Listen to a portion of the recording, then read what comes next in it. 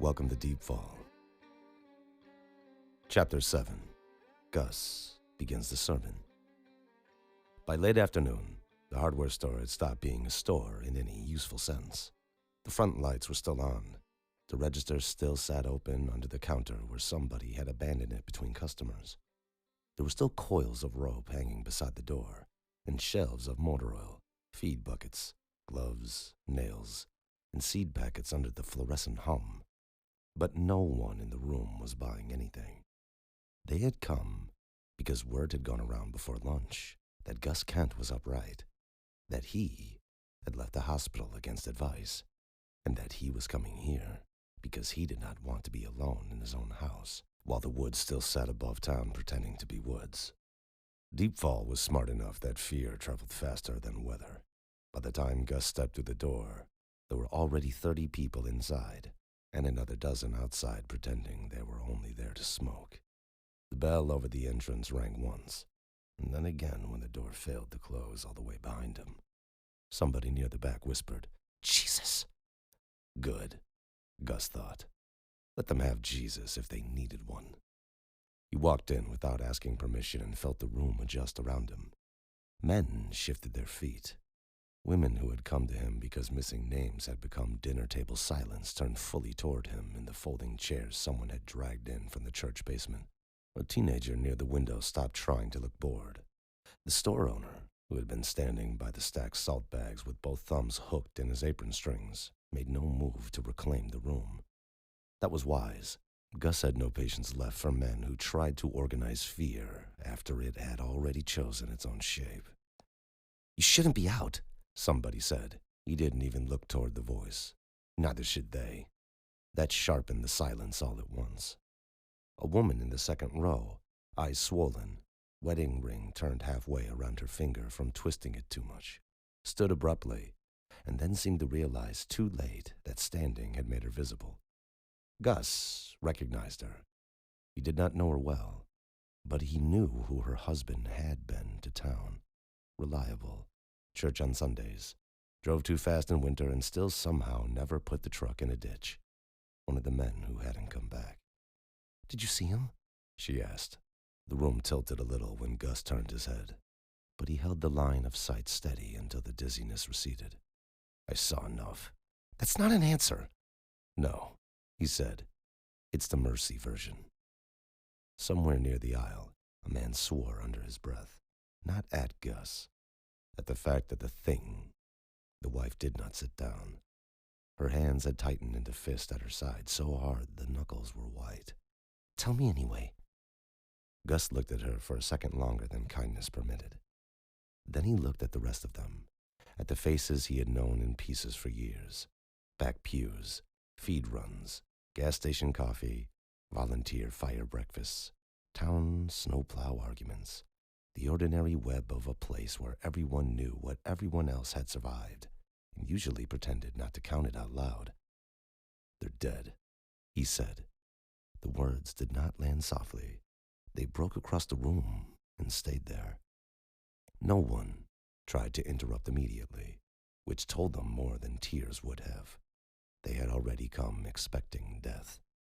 What they needed now was shape, cause, direction, a thing to lift their fear onto so it did not have to lie formless on top of everything they loved. Gus stepped farther in, each stride measured because his balance still ran half a second behind in tension. Someone had left a folding chair near the front. He ignored it. Sitting would have made the injury look like weakness. Standing made it look like survival. "What hit us wasn't an animal," he said. Murmurs started at once. He let them. They worked in his favor, soft and quick and frightened. A room proving to itself that it had not been wrong to come. He waited until they thinned again. It moved through those trees like the land belonged to it. Not like a wolf, not like a bear, not like any living thing that knows where the ground is and where it isn't. You heard me. A man by the rope display folded his arms. "Then what was it?" Gus turned his remaining eye on him. The man held the look for 2 seconds and then decided studying the concrete floor was somehow more important. "If I had a clean name for it, I'd have brought the head back with me. That got to them, not because it was theatrical, because it was the way men in this town understood honesty. If he stood there babbling about shadows and devils and impossible geometry, half of them would have gone home and told themselves the hospital should have kept him longer. Gus knew his audience better than that. You gave people what they could swallow first, and you built from there. The woods are wrong, he said. That much I can tell you. They're wrong all the way through. Distance breaks, sound breaks, things move where they shouldn't move and stop where they shouldn't stop. But whatever's in there isn't random. It came through the same territory the pack runs. That line changed the room. It was visible, the shift. Men straightened. Women went still. A boy near the soda cooler looked toward his father before he realized he'd done it. The idea of wrongness by itself was too large, too humiliating. The pack gave the fear edges again. Not enough to explain everything. Enough to aim. The store owner finally spoke. "You saying the wolves did this?" Gus let out a breath through his nose. "I'm saying the wolves are tied to it." That was better. More careful. Truer to the feeling under his skin, if not anything a court could use. He had seen enough in those woods to know the pack was not the whole shape of the thing. But he had also seen enough to know they were not separate from it in any way that mattered to the people in this room. The town did not need philosophy. It needed a line between itself and what waited under the trees. "The pack's been running those woods too long," he said. "Long enough that people stopped asking what came in with them. Long enough that folks started treating torn livestock and missing dogs and tracks by their property lines like weather. We get used to living beside the wrong thing. That's how places die." The word "die" hung differently than "dead" had. Bigger. Not one family. Not 4 men. A place. The woman with the turned ring sat down without seeming to notice she had done it. Her face had changed from raw grief to the colder look people got when pain found a target. Gus saw it happen and knew he had her. Not because she believed every word, because he was the only man in the room offering a shape her anger could survive inside. A church deacon, thin, iron-gray hair, hands always too clean for how much work he claimed to do, cleared his throat. "Now, hold on." The room's attention shifted to him reluctantly. He looked uncomfortable, the way decent men often looked when their consciences arrived at their fear and found the work already half done. "We don't know that," the deacon said. "We know men are missing. We know something terrible happened to you. That doesn't mean we start turning the whole town upside down based on—" "Based on what?" Gus asked. The older man faltered. "On one account." Gus took a step toward him. Nothing dramatic. Enough to make the room feel the movement. "One account," he said. "You want more accounts? Send your sons up there after dark. Send your grandsons. Tell them to stand on the line where the timber road bends and listen when the trees stop making sense. Go ahead and gather your evidence." The deacon flushed. "That's not what I'm saying." "No," Gus said. "It's exactly what you're saying. You're saying, wait. You're saying, maybe we don't know enough yet." He swept his gaze across the room without losing the man entirely. "That's how this town talks itself to sleep while something grows teeth 3 miles outside the last porch light." No one came to the deacon's defense. Gus knew why. DeepFall had always been full of good people who prized caution, right up until the moment somebody bled in a way caution couldn't answer. Then they wanted a harder kind of man, a simpler one, a man willing to choose violence before uncertainty had the chance to spread. Gus could feel the room turning toward that version of him, with a hunger that had very little to do with him personally, and everything to do with what he had let them become. A voice from the doorway said, "You got proof the pack had anything to do with it?" Gus turned. The man standing there wore muddy work boots and a utility company jacket still zipped to the throat. He had come late enough to look skeptical, and early enough to stay. Gus liked him on sight. Not because he agreed, because questions like that, asked in public, headed for the room. Questions let answers look earned. "I got 4 dead men," Gus said. "That ain't proof." Gus lifted one hand and touched the edge of the gauze. He didn't wince. That was important, too. "This is." The man opened his mouth, then closed it. Around him, other people looked at the bandage again, at the blackening bruises, at the upright spine and the hard eye, and the fact that he had come here at all, instead of lying down under morphine and letting the town invent its own story. Gus could almost feel admiration beginning to replace pity. He wanted that. Admiration moved more bodies than fear alone. A volunteer firefighter spoke up from near the aisle. "What do you want us to do?" There it was.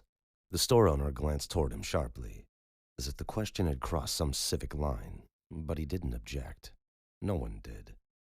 The room had already made its choice and was only waiting to hear it spoken clearly enough to follow. Gus looked around at them. Men who had spent years fixing roofs, plowing drives, stacking feed, changing tires in the cold, coaching Little League, hauling dead deer out of gardens, answering alarms at 3 in the morning because life in a place like this taught people to show up when something broke. Women whose faces had gone hard with the arithmetic of risk. Boys pretending they weren't listening while hearing every word. DeepFall. Not a mob yet. A town deciding whether it wanted to become one. "You stop pretending this is going away," he said. "You stop talking like the sheriff or the county or the state's going to come solve a thing they don't even know how to name. You stop feeding it your silence and your hesitation and your nice thoughts about coexistence." That got a reaction. Not loud, strong. A shifting, a mutter. The first living signs of anger starting to overtake helplessness. "You know those woods," Gus said. "You know the old routes, the service cuts, the fence breaks, the gullies they move through.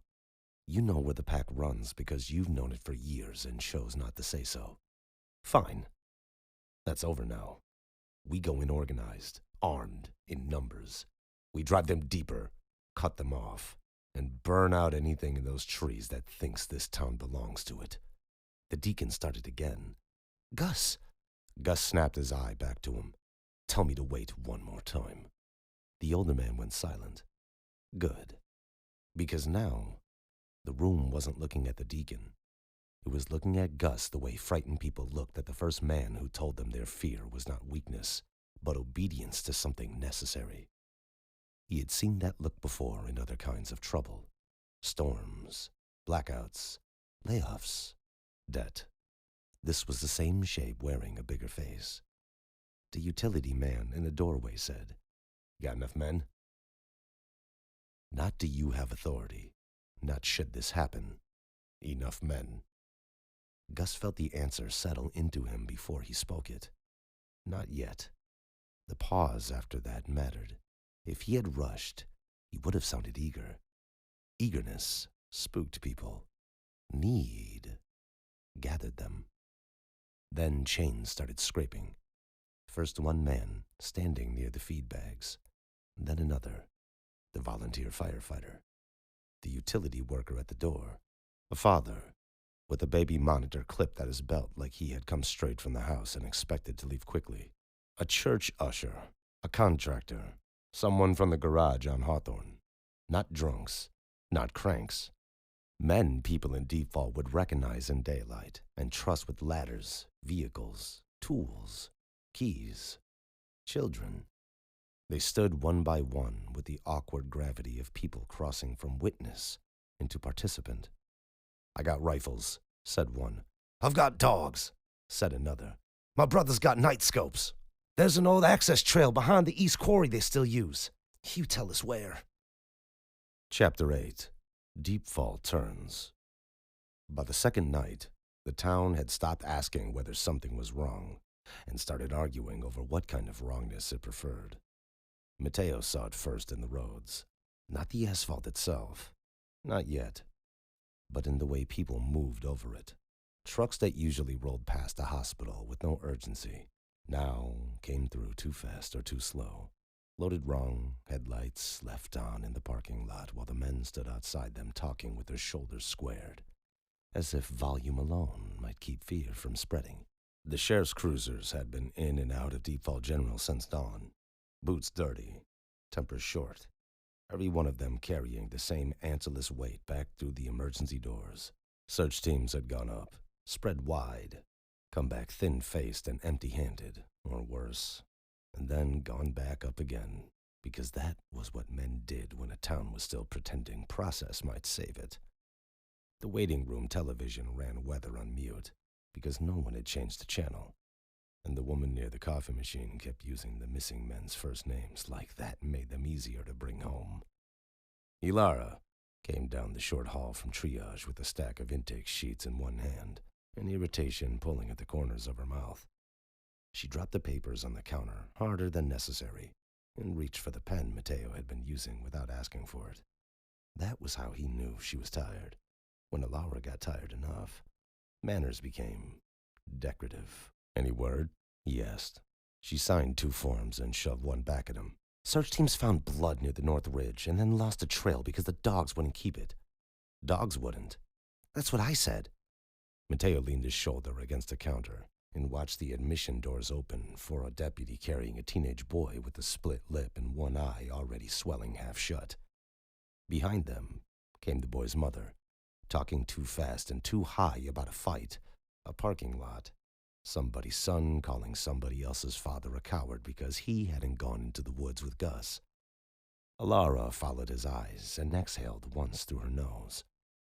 "There you go," she said. "Town's healing beautifully." The deputy brought the boy to room 3. The mother stayed at the threshold long enough to say Gus's name twice, like it should mean something medical, and then hurried after them. Mateo looked back at Elara. "He at the hardware store again?" "He was there this afternoon, then church parking lot, then somebody's front porch off Bell Road." She kept the pen and set it down. "He's not even doing speeches anymore. He's just standing there and letting people bring him questions." "That shouldn't work." She gave him a look that was almost kind. "You've met people before, right?" He didn't answer because the answer annoyed him. The first full day after the wreck had been all edge and waiting, the town turning in place while searches moved through the woods and came back with nothing usable. The second day had gone meaner. Every hour without bodies or survivors had made more room for whatever version of the story people wanted to live inside. Some said the men had gotten lost, and one of the teams had crossed the wrong line, and now pride was keeping them from coming out. Some said the pack had hit them and taken the bodies deep enough that nothing human would find them. Some said Gus was a blood-loss lunatic who should have been sedated instead of released. Those people said it quietly, and only around others they trusted. Too many had seen his face. Too many had heard the certainty in him and mistaken it for proof. The boy in room 3 started shouting. Mateo pushed off the counter before Elara had to ask and went in to find him half out of the chair, blood from the lip all over his chin now, his mother crying harder than he was, and the deputy trying to pin one flailing wrist without making the whole thing look worse than a small-town ER already did on its own. The boy twisted when he saw Mateo and spat a red thread of saliva toward the floor. "He called my dad yellow!" he shouted. Mateo caught the kid under one shoulder and steered him back down before pride could turn the split lip into a concussion. "Sit still." "I'm fine." "You're 14. That's not a medical diagnosis." "No," Mateo said. "It's me explaining why this is embarrassing." The deputy barked out a laugh he tried to hide and failed. The boy glared at all of them in turn. His mother dabbed uselessly at his face with a wad of tissues that dissolved pink against the blood. "What happened?" Mateo said. The deputy answered first.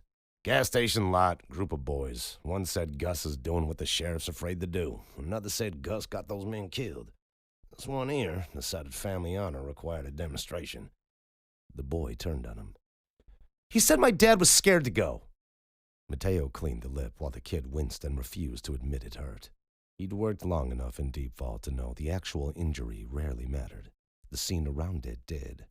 A bruise from football, a broken knuckle from drywall, a chainsaw slip, a deer stand fall, a kitchen knife through the palm.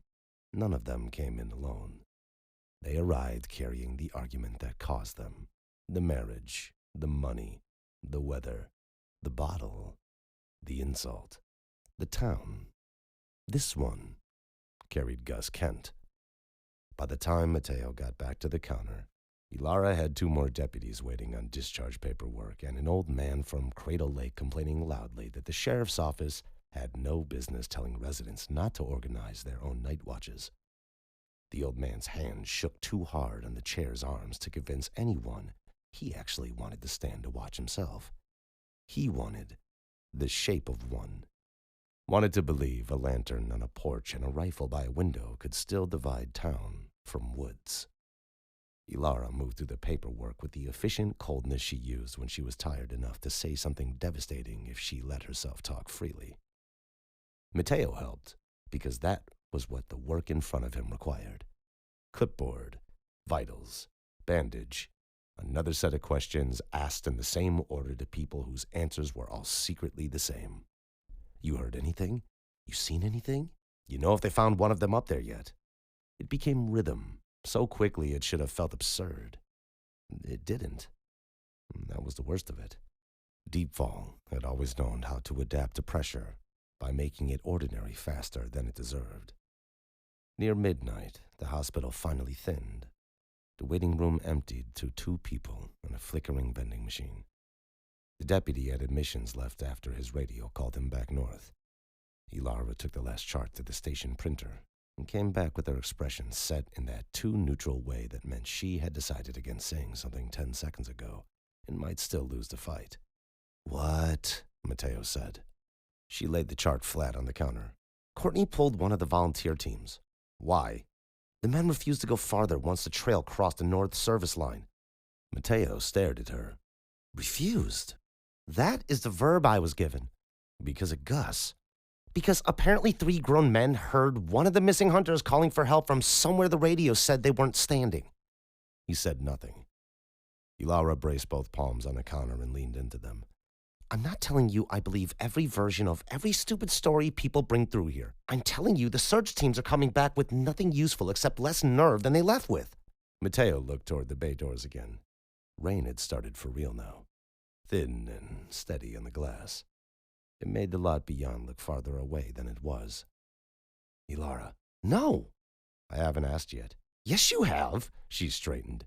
"Every time you go quiet like that, you've already asked." He turned the pen in his hand once. The county line road from the night before had sat inside him all day, not as panic, but as a bruise in his certainty.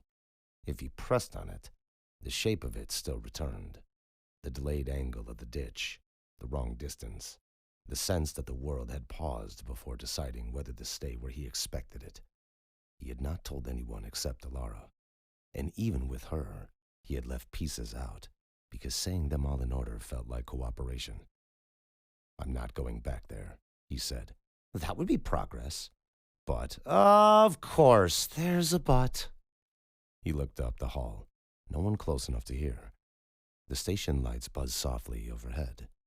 Somewhere farther down, an IV pump chirped and then went silent. The hospital felt too normal again, which made the words harder to get out cleanly. "If the search lines are breaking," he said, "and Gus keeps feeding people one explanation, eventually someone's going to decide the pack is the whole problem and go into those woods like they're solving something." Elara didn't answer right away. She had a way of listening that forced a person to hear how much they were revealing while speaking. Mateo hated it because it was effective. "You already think that," she said at last. "I think towns like ours do stupid things when scared." That wasn't a sentence. He set the pen down. "Fine. I think something else is wrong up there, and people are going to decide wolves are easier." Her gaze stayed on him another second, then shifted towards the rain-dark glass, toward the road out of town, toward the shape of DeepFall spread under cloud and trees, and all the stories people had used for years to keep the woods outside themselves. When she spoke again, it was softer than he expected. "I know." That stopped him more completely than the words deserved on their own. She folded her arms and leaned one hip against the counter. "I don't know what it is. I don't know whether it's what Gus thinks or what Roman thinks or neither of them. I just know the wound was wrong. The movement by the wreck was wrong. And now search teams are coming back with stories everyone is already trying to file under one explanation that lets them load rifles without feeling stupid. Mateo looked at her. Elara gave him a tired, humorless little shrug. I can do triage on bodies. Towns are harder. The hospital doors opened then, and a man in work boots and a rain-dark jacket came in carrying the smell of wet pine with him. Not injured. Not here for treatment. Mateo knew the type before he reached the desk. Too keyed up to stay home.